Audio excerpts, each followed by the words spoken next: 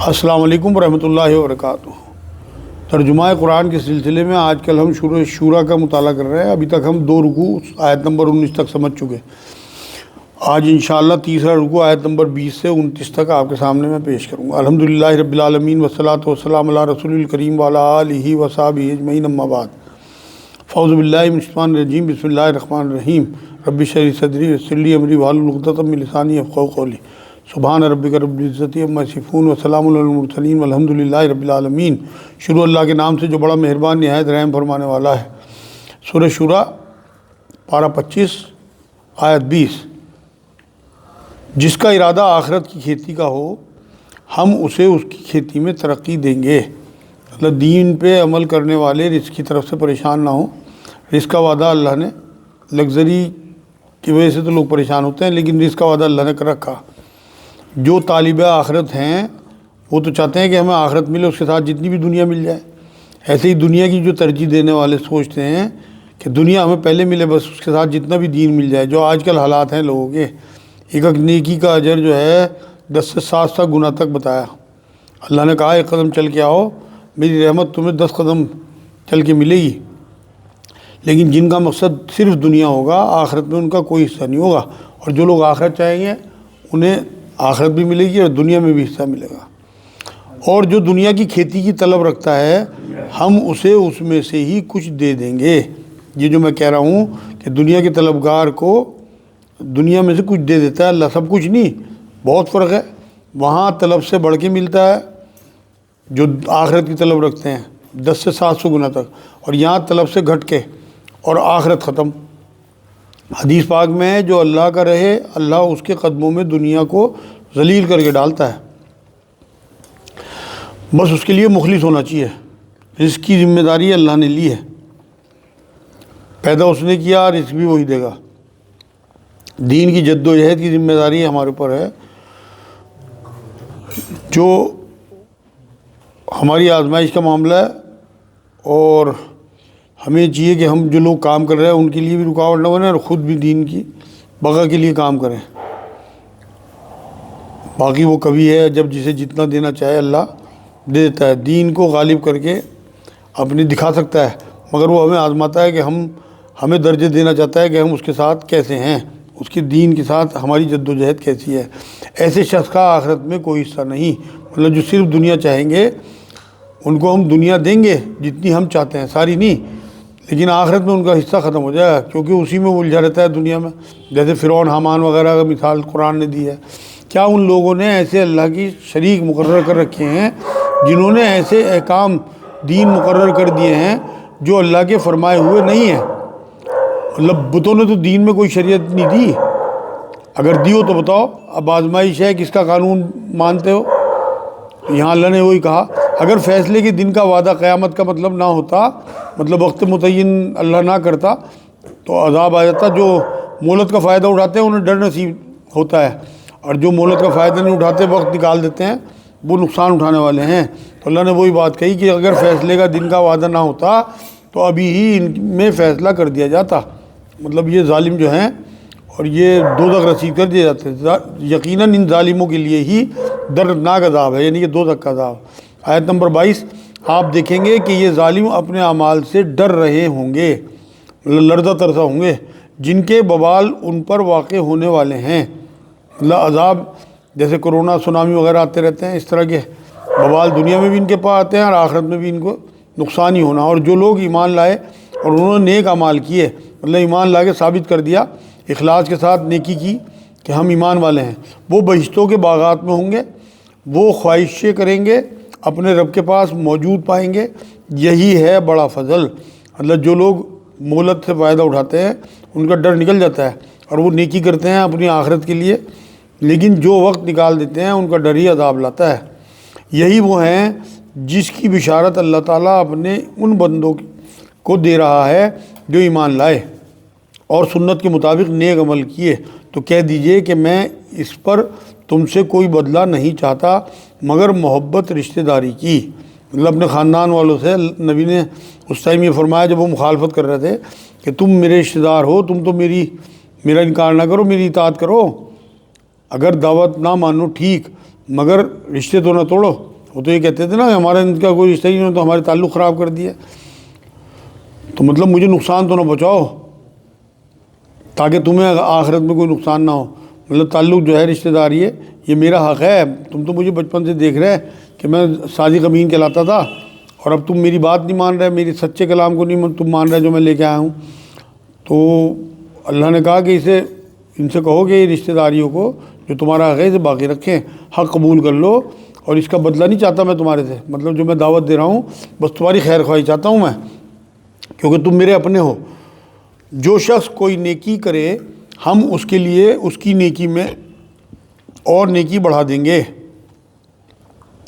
مطلب نیکی کے راستے کھلتے جاتے ہیں۔ جب ایک آدمی نیکی کی طرف بڑھتا ہے نا تو اللہ اسی میں برکت ڈال دیتا ہے، ایک نیکی کی وجہ سے اور نیکی ہوتی چلی جاتی ہیں۔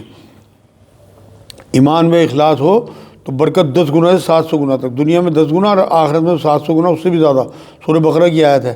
تو نیکی کے چاہنے والے جو ہیں نیکی کے کام آسان ہو جاتے ہیں ان کے لیے، اس کی کوالٹی بڑھ جاتی ہے، اور نیکی کی توفیق بھی ملتی رہتی ہے، برکت ہوتی ہے توفیق میں۔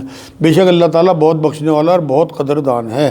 آیت نمبر 24 کیا یہ کہتے ہیں کہ پیغمبر نے اللہ پر جھوٹ باندھا ہے، مطلب ان کا خیال ہے یہ کہتے ہیں اگر اللہ تعالیٰ چاہے تو آپ کے دل پر مہر لگا دے، مطلب کافروں کو سنایا جا رہا ہے کہ آپ کے دل پہ مہر لگا دے اللہ پاک، اور تو آپ کے دل پہ وہی نہ آئے، مطلب جو اللہ وہی بھیج رہا ہے فرشتے کے ذریعے وہ وہی آنی بند ہو جائے، مطلب وہی آپ کے اپنے بس میں نہیں ہے وہی لانا، آپ کا اس میں شخصی طور پہ کوئی بھی دخل نہیں ہے، بلکہ وہی تو اللہ کی طرف سے نازل ہوتی ہے، جو اللہ جس فرشتے کے ساتھ آپ کے پاس وہی بھیجتا ہے وہ اللہ کے حکم سے آپ کے اوپر آتے ہیں۔ تو یہاں اللہ نے کہا اگر اللہ چاہے تو آپ کے دل پہ مہر لگا دے، مطلب وہی آنا ہی بند ہو جائے آپ کے اوپر، اور اللہ تعالیٰ اپنی باتوں سے جھوٹ کو مٹا دیتا ہے، مطلب باطل کو مٹاتا رہتا ہے حق سے، اور سچ کو ثابت رکھتا ہے، مطلب کہ یہ حق ہے سچ ہے اسے اللہ ثابت رکھتا ہے۔ وہ سننے کی باتوں کو جاننے والا ہے، وہ سینے کی باتوں کو جاننے والا ہے، جو سینے کے راز ہیں ان کو جاننے والا ہے۔ ہمارے دلوں میں جو وسوسے اٹھتے ہیں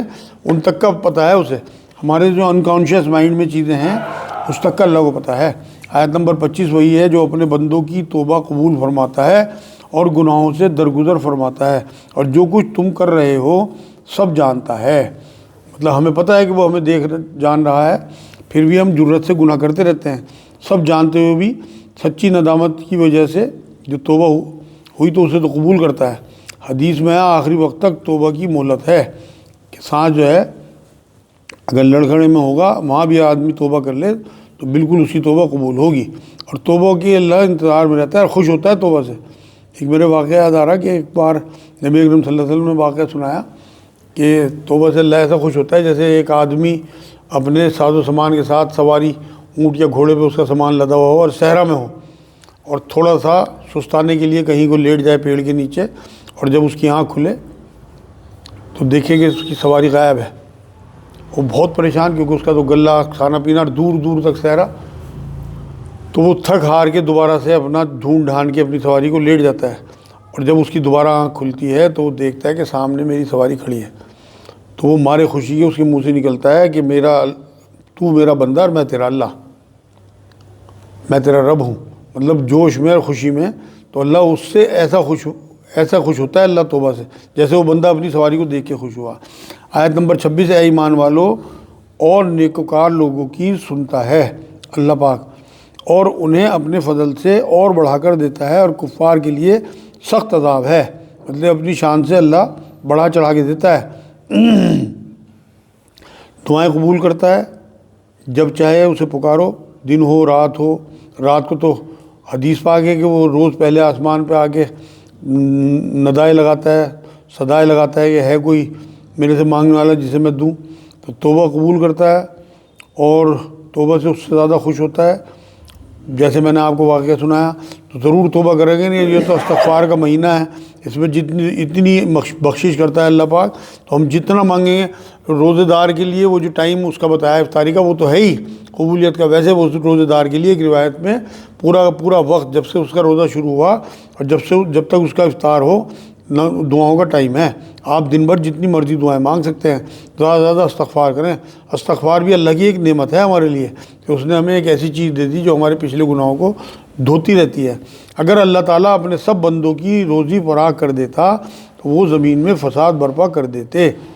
مطلب سب کو برابر اور سب کو سہولیت سے دے دیتا روزی اللہ پاک، تو لوگ جو ہیں یہاں پہ فساد برپا کر دیتے.